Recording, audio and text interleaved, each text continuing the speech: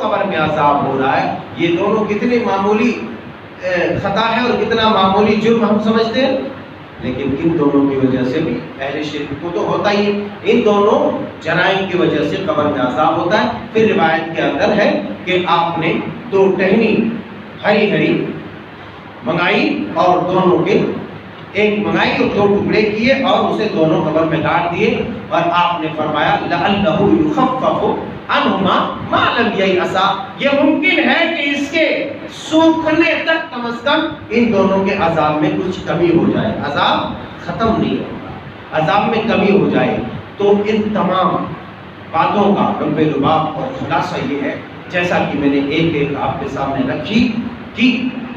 یہ دونوں آیتیں جو میں نے سورہ ابراہیم اور سورہ مومن کی پڑھی، ان دونوں آیتوں کے اندر بالاتفاق برزخ کے بارے میں بیان ہے،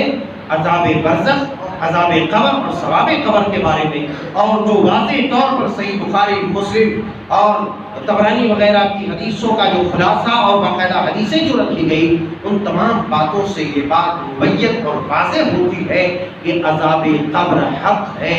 سچ ہے، اس کا انکار کرنے والا جھوٹا ہے، اور سنت رسول صلی اللہ علیہ وسلم کا انکار کرنے والا ہے اس کا منکر ہے، اور جو سنت رسول کا انکار کرتا ہے، نبی کی باتوں کا انکار کرتا ہے، تو فلا وربک لا یؤمنون حتی یحکموک فیما شجر بینہم، اللہ نے اپنے قسم کھا کر کے کہا کہ میرے حبیب تیرے رب کی قسم،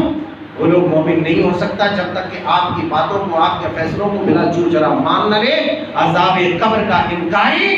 اب دائرہ اسلام سے خارج ہے یا کیا ہے، آپ فیصلہ کر لیں۔ ہم انہی باتوں پر اکتفا کرتے ہوئے اور اس بات کو مانیں گے کہ عذاب قبر حق ہے، سچ ہے، جتنا اللہ رسول نے بتلایا ہے ہمیں اتنا علم ہے، اس سے زیادہ ہم نہیں جائیں گے، اور یہ دعا کریں گے کہ مولا کریم تو جس طریقے سے عذاب قبر کو اپنی رحمت سے، اپنا فضل و کرم کرتے ہوئے ہماری آنکھوں سے اوجھل رکھا ہے اللہ، اسی طریقے سے تو ہم سب غریبوں، فقیروں، مسکینوں کو عذاب قبر سے بچا لے۔ اے اللہ تو ہمیں ہر ان مفسدات سے، منکرات سے، منہیات سے، ہر برے کاموں سے بچا جن کاموں کی وجہ سے تیرا عذاب یا تیرا غضب ہمارے اوپر آتا ہے، اور ہر وہ کام کرنے کی توفیق دے جن کاموں کی وجہ سے پاک پروردگار تو راضی اور خوش ہوتا ہے۔